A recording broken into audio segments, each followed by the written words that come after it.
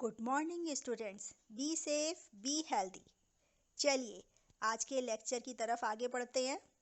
इससे पहले मैं आपसे रिक्वेस्ट करती हूँ, यदि आपको ये लेक्चर समझ में आए तो प्लीज़ चैनल को अधिक से अधिक सब्सक्राइब करें तथा इस लेक्चर को शेयर करें और लाइक करना ना भूलें। चलिए टॉपिक स्टार्ट करते हैं। प्रोडक्शन पॉसिबिलिटी कर्व पढ़ रहे थे। मैंने बताया था इनके दो नाम, इस नाम का production and fuller utilization of the availability of factors. जो अवेलेबल फैक्टर्स हैं, जो प्रोडक्शन फैक्टर्स है, उनका फुल यूटिलाइज कर लिया गया है। ये मान के ये अज्यूम करके चल रहे हैं कि उनका फुल यूटिलाइज कर लिया जाएगा। कांस्टेंट टेक्नोलॉजी है, टेक्नोलॉजी में कोई चेंज नहीं है। एंड टू एजम्पशंस, हमने प्रोडक्शन पॉसिबिलिटी कर्व का जो मेन रीजन था कि क्यों पढ़ते हैं, क्यों इकोनॉमिक्स ने प्रोडक्शन पॉसिबिलिटी कर्व को एक्सप्लेन किया, तो उनका मेन कारण यही था कि ऑल्टरनेटिव्स प्रोडक्शन जो टू सेट्स ऑफ गुड्स हैं उनको लेकर के चलती है। उनमें प्रोडक्शन पॉसिबिलिटीज को डिफरेंट डिफरेंट कॉम्बिनेशन में कैसे प्रोड्यूस करें कि कौन सी यूनिट्स कितनी यूनिट्स प्रोड्यूस करें, जिसकी वजह से ज्यादा मैक्सिमम यूटिलाइजेशन जो फैक्टर्स का है वो हो सके। तो इसीलिए ये जो प्रोडक्शन पॉसिबिलिटी कर्व है, इसीलिए ये लिया गया। नेक्स्ट उन्होंने जो प्रोडक्शन पॉसिबिलिटी कर्व है,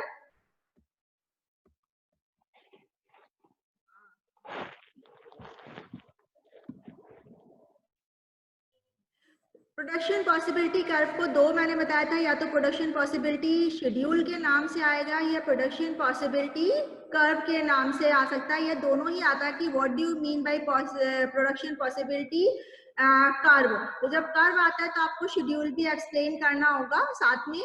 तो शेड्यूल का मतलब क्या है? When we explain anything in a tabular form, that is called schedule. And production possibility schedule हमें ये बताता है कि क्या ऑल्टरनेटिव्स कॉम्बिनेशंस है ऑफ टू गुड्स के, यानी कि यहाँ पर हमने दो गुड्स लिए, क्लोथ एंड बीट सपोज लिया है। क्लोथ को हम, ये एक जो एंटरप्रेन्योर है या इकोनॉमी में ये मान लिया जाता है कि अगर क्लोथ को हम इतना प्रोड्यूस करते हैं और बीट को इतना, दो गुड्स को एक साथ लेकर के चलते हैं और ये मान के चलते हैं कि हम इतना इतना अगर हम कॉम्बिनेशन करें, एक कॉम्बिनेशन यानी फर्स्ट कॉम्बिनेशन अगर उन्होंने लिया और ये मान के चले फर्स्ट कॉम्बिनेशन में क्लॉथ को बिल्कुल भी क्लॉथ का प्रोडक्शन नहीं किया और वीट का प्रोडक्शन किया, वीट में कितना 15 प्रोडक्शन किया, तो हमारे पास जितना फंड था यानी कि वो सारा लग गया। मार्जिनल अपॉर्चुनिटी कॉस्ट को अभी आप इतना एक्सप्लेन में नहीं करेंगे कि अपॉर्चुनिटी कॉस्ट मींस कुछ अपॉर्चुनिटी कॉस्ट नहीं मिली है। अपॉर्चुनिटी कॉस्ट अभी आप जब कॉस्ट के बारे में पढ़ेंगे कि how many types of cost, तो इसके बारे में ज्यादा एक्सप्लेन कर लेंगे। और आपने वैसे भी 12th में पढ़ा होगा अपॉर्चुनिटी कॉस्ट क्या होती है, कि एक के बदले अगर हम दूसरे को करना चाहें, दूसरी प्रोडक्शन करना चाहें, तो उसमें क्या फायदा होता है, या हमने जो चीज छोड़ दी, जो प्रोडक्शन छोड़ दिया, उसको अगर हम करते तो हमें क्या फायदा होता है। इस तरीके जो उस कॉस्ट में, यानी उस कॉस्ट में जो सेविंग होती है, उस कॉस्ट को जो लगाते हैं, वो अपॉर्चुनिटी कॉस्ट हमारी होती है। तो इस फिलहाल आप इस वाली फिगर को छोड़ के इसको देखिए। प्रोडक्शन पॉसिबिलिटीज अगर हम एक कॉम्बिनेशन लेते हैं, एक कॉम्बिनेशन मान के चलते हैं, एक कॉम्बिनेशन में उन्होंने कहा कि हम सिर्फ वीट को का उत्पादन करते हैं, प्रोड्यूस करते हैं और क्लोथ का नहीं करते, तो हमारे पास जितनी भी फंड है, मैंने कल कहा था कि अगर 6 लाख 5 लाख जो भी एक फंड लेकर के चल रहे हैं और जितने भी फैक्टर्स है, प्रोडक्शन फैक्टर्स है, वो सारे मैक्सिमम फुलर उनका यूटिलाइजेशन हो चुका है। अब वो ये कहते हैं कि बाय द वे, अगर मान लीजिए क्लोथ की डिमांड ज्यादा हो रही है इकोनॉमी में, वीट की कम है थोड़ी इकोनॉमी में, तब हमें क्या करना चाहिए? तब वो कहते हैं कि हम फिर बी कॉम्बिनेशन मान के चलते हैं। बी कॉम्बिनेशन में हम क्लोथ को 1 मिलियन मीटर हम क्लोथ को लेकर के चल रहे हैं और वीट को हम 14 करके चलते हैं। तो यहाँ पर क्या हो गया कि वो देखिए 14 and 1 का कॉम्बिनेशन लेकर के चल लेंगे, तभी हमारा जो फैक्टर्स हैं उनका मैक्सिमम यूटिलाइजेशन हो जाएगा।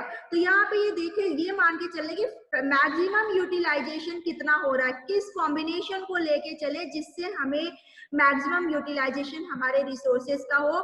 और जबकि हम एजम्पशंस ये मान के चल रहे हैं कि टेक्नोलॉजी में कोई चेंजेस नहीं है, टू सेट्स ऑफ गुड्स का ही हम देख सकते हैं। तो ये सारी चीजें ध्यान में रखनी है। सी कॉम्बिनेशन लेके चले तो क्लोथ का मैं मान के चला कि क्लोथ को हमने 2 मिलियन मीटर कर दिया, बट वीट को फिर हमें कम करना पड़ेगा। इस तरीके से देखिए जहां जहां हम क्लोथ को बढ़ाते जा रहे हैं तो दूसरी वाली जो यूनिट है यानी दूसरा वाला प्रोडक्शन जो है उसे हमें कहीं ना कहीं कम करना पड़ेगा। अगर हम क्लोथ को 5 मिलियन मीटर अगर उत्पादन क्लोथ का करते हैं तो वीट को फिर फुल्ली सेक्रीफाइस करना होगा, क्योंकि हमारा यहीं पे ही सारे जो प्रोडक्शन फैक्टर है या कैपिटल, मैन, मशीन, मटेरियल, ये सारी चीज यहीं पे ही कंज्यूम हो जा रही है। मैक्सिमम यूटिलाइजेशन यहीं पे ही, मतलब फुल्लर यूटिलाइजेशन यहीं पे ही हो जा रहा है।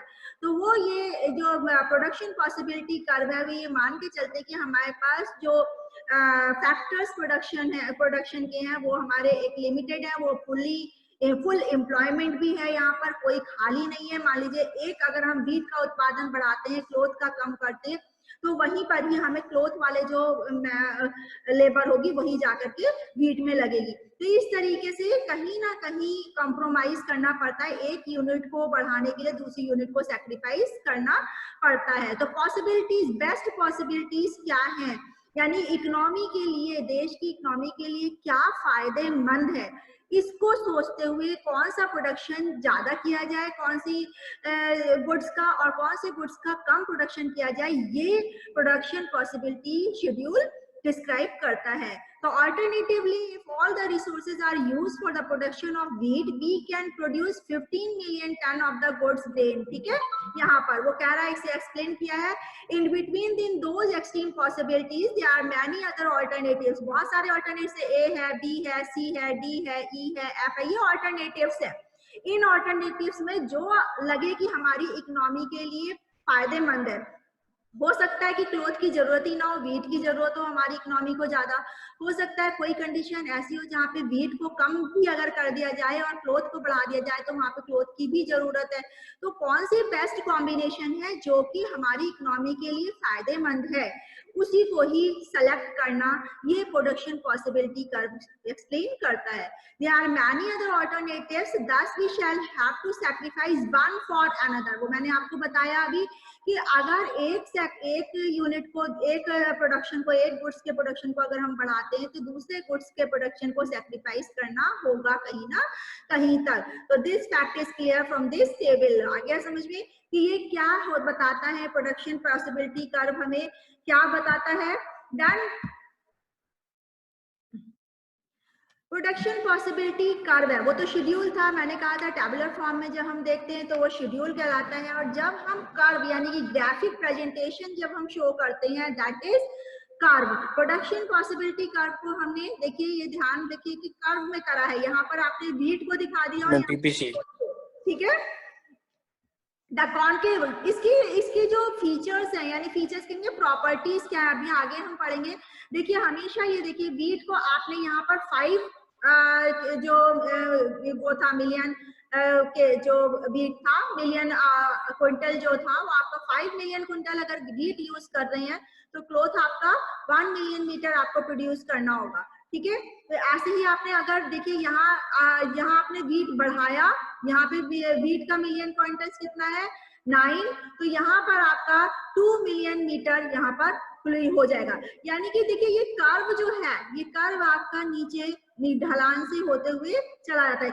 ये कर्व ए बी ये कॉम्बिनेशंस हैं जो आपने लास्ट में पढ़े थे कि ए कॉम्बिनेशन में कितना उत्पादन हो रहा है 15 का उत्पादन हो रहा है। देखिए 15 का क्विंटल 15 था लेकिन यहाँ पे 0 है क्लोथ का। ऐसे ही आपने 14 का करा तो बी का करा और यहाँ पे आपने 8 का कर दिया। ठीक है, 1 मिलियन डॉलर। यानी कि जैसे जैसे आप इसको वीट को घटा रहे हैं तो क्लोथ का बढ़ रहा है, यानी एक यूनिट एक गुड्स को बढ़ाते हैं या घटाते हैं तो दूसरी यूनिट को घटाना या बढ़ाना उसी के अकॉर्डिंग, एक बढ़ेगा तो दूसरा घटेगा। ये कॉम्बिनेशन है A B C D and E, ये 3-4 कॉम्बिनेशन एंड F 5 कॉम्बिनेशन लेकर चल रहे हैं। इसमें से देखते हैं कि बेस्ट कॉम्बिनेशन कौन सा है, ये हमें बताता है। तो द कॉनकेव कर्व क्यों कहा, क्योंकि ये देखिए इसका कॉनकेव है ना तो स्ट्रेट है, स्लोप पूरा फुल्ली डाउनवर्ड्स तो है लेकिन कॉनकेव डाउनवर्ड्स है, यहाँ पर पूरा उठता हुआ है देखिए यहाँ से। तो इसलिए इसको कॉन्केव कर्व कहेंगे। Concave curve AFM shows the joints और various possibilities combination, बहुत सारे कॉम्बिनेशंस को दिखा रहा है, A B C D E and F, है ना, combination which gives the curves known as a transformation curve और production possibility frontiers। possibility यानी कि कौन कौन सी possibilities हैं, A को भी आप A में अगर A कॉम्बिनेशन को अपनाते हैं तो क्या होगा, 15 मिलियन वीट उत्पन्न करना पड़ेगा, लेकिन क्लोथ का आपको गुड्स बिल्कुल क्लोथ को आपको प्रोड्यूस नहीं करना पड़ेगा उस समय, क्योंकि फुलर यूटिलाइजेशन वहीं पे ही हो जाएगा। एंड सेकेंड अगर कॉम्बिनेशन लेते हैं तो 14 है, लेकिन उस केस में क्लोथ को आप सिर्फ 1 मिलियन मीटर ही प्रोड्यूस कर पाएंगे। तो इस तरीके से different combinations are given and which is beneficial for the economy, जो है वो आपको वही चीज वही इकोनॉमी के लिए एक्सेप्टेबल रहेगा, यानी कि वही पॉसिबिलिटी कर्व जो है बेस्ट है। तो यहाँ पर transformation curve and production possibility frontiers, each production possibility curve is the locus of output combination. Locus means दायरा, जो स्थान है वो बताता है लोकस ऑफ आउटपुट कॉम्बिनेशन की कितना आउटपुट लेना है। ये जो ABCD है, ये जो आपका कर्व दिखा रहा है, ये कर्व ये बता रहा है कि कितना लोकस है, इतनी, ये चीज देखिए, ये जो पूरा रास्ता है, ये आपको दिख रहा है मेरा कर्सर, तो यहाँ पर ये जो ये दायरा है ये बताता है कि कितना आपका यूनिट्स का प्रोडक्शन हो रहा है, यानी कि आउटपुट कॉम्बिनेशन कितना है वीट का एंड क्लोथ का आउटपुट कॉम्बिनेशन कितना है, किसका किसको कितना प्रोड्यूस करें, जिससे कि मैक्सिमम यूटिलाइजेशन यानी fully utilization of the factors हो जाए और हमारी इस स्केर्सिटी में हम अच्छे से बेस्ट पॉसिबल प्रोडक्शन कर सके। ठीक है, which is obtained from the given factors and output. Similarly B, C, D and E shows the different combination। मैंने बताया A, B, C, D ये सारे different combination है for two different goods, clothes and goods। The economy has to choose out of these various combination which can be produced by the existing resources. जो भी existing resources है, मैंने अभी आपको explain किया कि जो भी आपको अवेलेबल रिसोर्सेज हैं, अवेलेबल एग्जिस्टिंग रिसोर्सेज हैं, उनमें आप बेस्ट पॉसिबल प्रोडक्शन क्या है, एग्जिस्टिंग रिसोर्सेज एंड टेक्नोलॉजी, क्योंकि टेक्नोलॉजी भी कांस्टेंट है, रिसोर्सेज भी स्केर्स है, तो उस केस में बेस्ट पॉसिबल प्रोडक्शन कॉम्बिनेशन क्या होगा, वो आपको इसी से ही ये जो प्रोडक्शन पॉसिबिलिटी कर्व है ये एक्सप्लेन करता है। They are also known the technologically efficient and optimum product mix and here product mix इसलिए कहा क्योंकि यहाँ पर दो कॉम्बिनेशन, दो प्रोडक्ट को लेकर के चल रहे हैं, उनका best optimum product mix combination कौन सा होगा उसको देखना होगा। Here we should remember that they combination beyond B have, अगर वो ये कहते हैं, ये चीज ध्यान में रखना है कि अगर इसके बाद यानी कि अगर हम A को और बढ़ा दें तो हमारा क्लोथ का तो बिल्कुल जीरो से भी इधर चला जाएगा, नेगेटिव हो जाएगा, है ना। तो वो ये कह रहे हैं कि अगर हम ये चीज ध्यान में रखनी होगी कि अगर इस कॉम्बिनेशन के अलावा कुछ और हम बियॉन्ड इस कर्व के चले जाते हैं तो वो सफिशिएंट नहीं होगा। Not possess the sufficient resources, जो सफिशिएंट रिसोर्सेज हैं उनका फुल्ली यूटिलाइजेशन यानी कि जो हमारे पास स्केर्स रिसोर्सेज हैं, टेक्नोलॉजी है, उसका फुल्ली यूटिलाइजेशन नहीं हो पाएगा।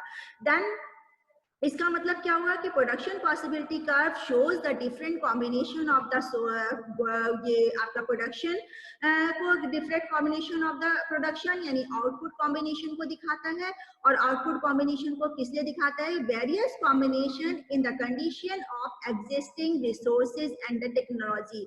जो कौन सी कंडीशंस पे, जो एग्जिस्टिंग टेक्नोलॉजी है, एग्जिस्टिंग जो आपके रिसोर्सेज है, उसमें बेस्ट पॉसिबल प्रोडक्शन क्या हो सकता है of the two sets of the goods. ठीक है, तो ये आपका प्रोडक्शन पॉसिबिलिटी कर्व समझ में आया।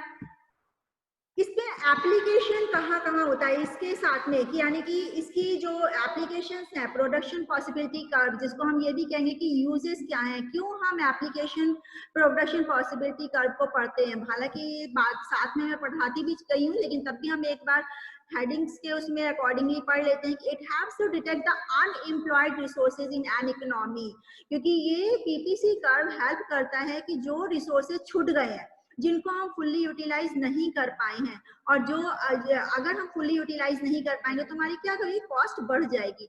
तो उस केस में हमें ये पीपीसी कर्व हमें ये बता देता है कि कौन से रिसोर्सेज हमारे अभी अनयूटिलाइज रह गए हैं, उन रिसोर्सेज को हम फुल्ली यूटिलाइज करें, अनएम्प्लॉयड रिसोर्सेज जो हैं उनको हम फुल्ली यूटिलाइज कर सकें। Explain the overall increase in production of both X and Y through technological progress। वो कहते हैं कि जो ओवरऑल प्रोडक्शन में अगर कोई चेंज आता है, क्योंकि हमें ये पता है हमारे टेक्नोलॉजी जो है वो हमारे पास कांस्टेंट है, रिसोर्स भी हमारे पास कांस्टेंट है, बट अगर प्रोडक्शन में किसी प्रकार की ग्रोथ आ रही है तो वो क्यों आ रही है, वो ये बता देगा।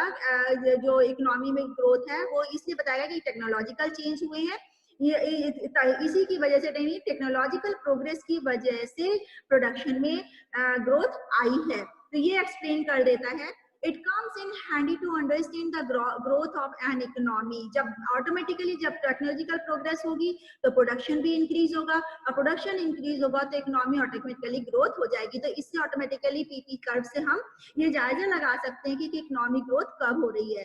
And haves to understand the allocation of the proper resources to increase the production, यानी कि प्रोडक्शन को इंक्रीज करने के लिए जो proper utilisation of the resources हैं उनको कैसे किया जाए, इसमें भी हेल्पफुल रहता है PPC. Helps to understand economy efficiency in term of the production better। सारी चीजें वही लौट फिर के आ रही हैं कि प्रोडक्शन को बेटर बनाने के लिए, उनको एफिशिएंट तरीके से इकोनॉमी में एफिशिएंसी लाने के लिए, उसके ग्रोथ एंड डेवलपमेंट के लिए भी ये पीपीसी कर्व इंपॉर्टेंट रहता है। Offers an overview as how to economies resources for production successfully. वो कहते हैं कि ये बताता है कि किस तरीके से इकोनॉमाइज कर सके, यानी कि कम से कम रिसोर्सेज को हम कम से कम कॉस्ट पर उसका ऑप्टिमम यूटिलाइजेशन कर सके, ये भी ये पीपीसी कर्व बताता है। यानी कि किसी भी तरीके से इकोनॉमी की ग्रोथ को बढ़ाने के लिए, उसको इंक्रीज करने के लिए, देन प्रॉपर यूटिलाइजेशन करने के लिए, अगर प्रॉपर ग्रोथ हो रही है तो वो किन कारणों से हो रही है, टेक्नोलॉजिकल प्रोग्रेस हो रही है, इन सब के लिए पीपीसी कर्व बहुत हेल्पफुल रहता है। अब आता है कि प्रॉपर्टीज ऑफ पीपीसी। दो प्रॉपर्टीज मेन है पीपीसी कर्व की, हालांकि ये पहले आपको करना चाहिए जब हमने एक्सप्लेन, लेकिन ये देख लेते हैं। आपने अभी वो पढ़ा था, कर्व क्या था, concave and slope downwards. PPC slope downwards था ना, नीचे से ऊपर था, ऐसे था।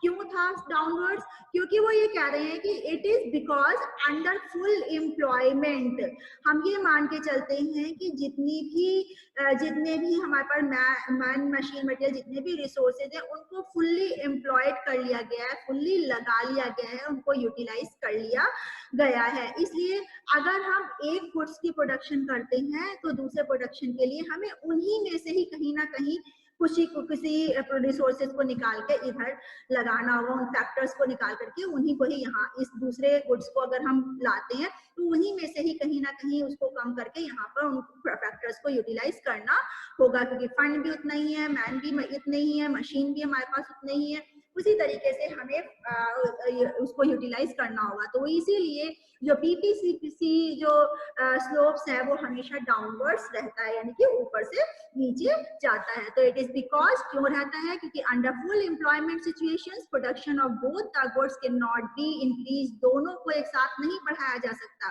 क्यों नहीं बढ़ा सकता? क्योंकि कारण मैंने बताया कि दोनों के ही जो फैक्टर्स हम लोग यूज कर रहे हैं वो हमारे पास स्केयर्स हैं, जो कि हम एक में लगा चुके हैं। अगर दूसरे में लगाना है तो वहीं से कहीं ना कहीं कॉम्प्रोमाइज करके हमें दूसरे गुड्स के प्रोडक्शन में देखना होगा। दूसरा प्रॉपर्टी पीपीसी कर्व की क्या है कि PPC is concave to the points of origin point से। यहाँ आपने देखा था कि ऊपर था तो ऊपर से नीचे जा रहा था, यानी कि ओरिजिन से नीचे कॉन्केव करता हुआ, ऐसे स्ट्रेट नहीं जाता है, कॉन्केव करता हुआ जाता है। तो इसलिए क्यों होता है कॉन्केव? कह रहा है addition unit of goods X. अगर हम addition units of goods X को यूज कर रहे हैं तो more and more units of goods Y will have to be sacrificed, यानी कि अगर एक यूनिट, अगर एक्स की यूनिट को बढ़ा रहे हैं तो वाई की यूनिट्स को कहीं ना कहीं सैक्रिफाइस करना होगा, उस यूनिट को कम करना होगा, जिसकी वजह से PPC always concave to the point of origin. जो ओरिजिन है उस पॉइंट के से वो कॉन्केव की तरह कॉन्केव रहता है, यानी कि आपका दो प्रॉपर्टीज मेन है पीपीसी की, PPC slopes downwards and PPC is concave to the point of origin. दो मोस्ट इंपॉर्टेंट हैं जिसको हमें ध्यान में रखना होगा कि पीपीसी कर्व एक्चुअली में है क्या। तो आपको समझ में आया पीपीसी कर्व क्या है। इसके साथ साथ आपके की पीपीसी कर्व में हम किन किन पोजीशंस को ध्यान में रखते हैं, कौन कौन सी चीजें हैं, ये एक बार ये भी एक्सप्लेन कर लेते हैं।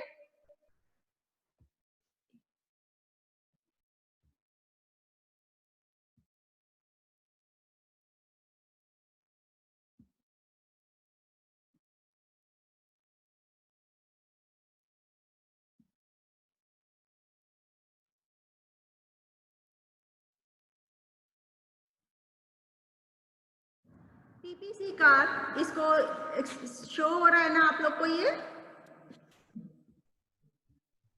Yes ma'am.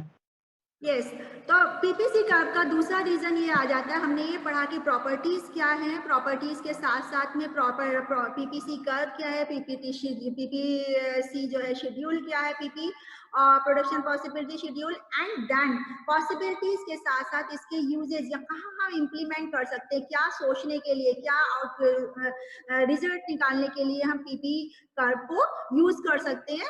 अब आते हैं कि पीपी की कर्व का बेनिफिशियल और क्या बेनिफिशियल्स है, कौन सी प्रॉब्लम्स को ये सॉल्व करता है। तो दूसरा फर्स्ट प्रॉब्लम है व्हाट टू प्रोड्यूस, ये बताता है कि हमें क्या प्रोड्यूस करना चाहिए, यानी कि ये डिफरेंट कॉम्बिनेशंस को अवेल कराता है और डिफरेंट कॉम्बिनेशन को बना करके ये बता सकते हैं कि कौन सी कॉम्बिनेशन, जो कॉम्बिनेशन है उस कॉम्बिनेशन में कौन से टू सेट्स ऑफ गुड्स हैं उसमें से कौन सा का उत्पादन कम किया जाए और कौन सी गुड्स का उत्पादन ज्यादा किया जाए। तो इस कॉम्बिनेशन को वो एक्सप्लेन करके इकोनॉमी में फायदा कर सकता है। देख लीजिए in fact different points of PP curve depicting ये different combination of two words are different choices that are open to the society. इस सोसाइटी के ऊपर छोड़ देते हैं कि कौन सा कॉम्बिनेशन बेस्ट है, क्योंकि सोसाइटी के वेलफेयर के लिए ही बिजनेस किया जा रहा है। जैसा कि हम लोगों ने एक्सप्लेन किया था कि सोशल ओरिएंटेड बिजनेस होना चाहिए, और सोशल ओरिएंटेड बिजनेस का जो न्यू कॉन्सेप्ट प्रोफेसर यूनिस के द्वारा दिया गया था, उनके द्वारा यही था कि बिजनेस वेलफेयर, वो सोसाइटी वेलफेयर या सोशल वेलफेयर के बारे में हमेशा बिजनेसमैन को सोचना होगा। तो यहाँ पर जो कॉम्बिनेशन यानी पीपीसी की बात कर रहे हैं, तो पीपीसी हमें यही बताता है कि डिफरेंट कॉम्बिनेशन कौन से हैं जो सोशल वेलफेयर में यूज किए जा सकते हैं, उनको ज्यादा से ज्यादा फायदा हो, और जब उनको फायदा हुआ ऑटोमेटिकली इनडायरेक्टली एक बिजनेस यूनिट को भी फायदा होगा। It is from these choices that society has to select one with the objective for achieving maximum social welfare. आ गया, for instance if the society decided to produce more of wheat or less of tanks, यहाँ पे tanks लिख दिया, आप tanks की जगह आप क्लोथ भी वर्ड यूज कर सकते हैं कि या तो वो व्हीट ज्यादा यूज करे या क्लोथ ज्यादा यूज करे, ये डिसीजन लेने में हेल्पफुल रहता है। दूसरा उन्होंने कहा हाउ टू प्रोड्यूस, ये भी हेल्पफुल रहता है एक बिजनेसमैन को बताने के लिए, एक इकोनॉमी के लिए फायदेमंद रहता है। How to produce, the central problem of how to produce is to choice problem of techniques of production। वो प्रोडक्शन की टेक्निक्स, कौन सी प्रोडक्शन की टेक्निक्स को अपनाए जिससे कि ज्यादा से ज्यादा प्रोडक्शन को ऑप्टिमम यूटिलाइजेशन के साथ में optimum utilisation of the factors वो कर सके। जैसे लेबर इंसेंटिव टेक्निक्स है, कैपिटल इंसेंटिव टेक्निक्स है, इसके में से कौन सी बेस्ट टेक्निक रहेगी वो ध्यान में रखना होगा। थर्ड आपका है फॉर होम टू प्रोड्यूस, वो किसके लिए प्रोड्यूस कर रहा है ये भी ध्यान है। मान लीजिए व्हीट है और आपका क्लोथ है, ये दोनों ही आपके पास दो चॉइसेस है। अब ये ध्यान में रखना होगा कि कौन सा चीज आपके लिए फायदेमंद है। व्हीट आपको ज्यादा सोशल वेलफेयर में यूज करना है या आपको क्लोथ इस समय ज्यादा नीडफुल है सोसाइटी के लिए।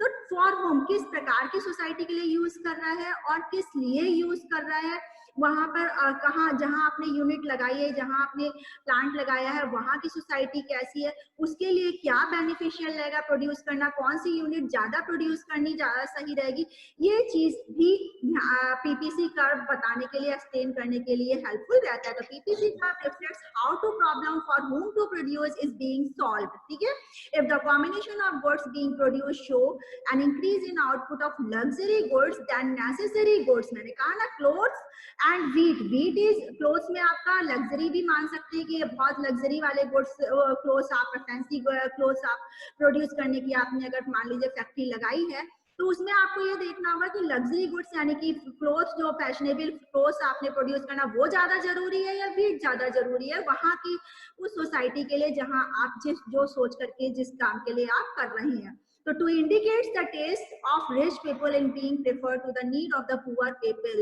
thus necessary change can be made। ये इस प्रकार के चेंजेस को भी हम कर सकते हैं, चेंजेस को भी अपने दिमाग में ला सकते हैं थ्रू द पीपी कर्व यानी प्रोडक्शन पॉसिबिलिटी कर्व। तो इस तरीके से प्रोडक्शन पॉसिबिलिटी कर्व के बारे में आपने पढ़ा कि क्या है, क्या इम्प्लीमेंटेशन है, कहाँ हेल्पफुल रहता है, साथ ही साथ हेल्पफुल के साथ साथ इसको पीपीसी कर्व की क्या प्रॉपर्टीज एंड एजम्पशंस क्या है।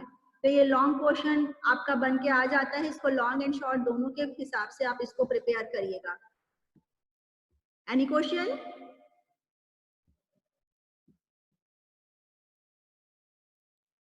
No, ma'am. No, ma'am. All the best. Thank you, ma'am. Thank you, ma'am. Thank you.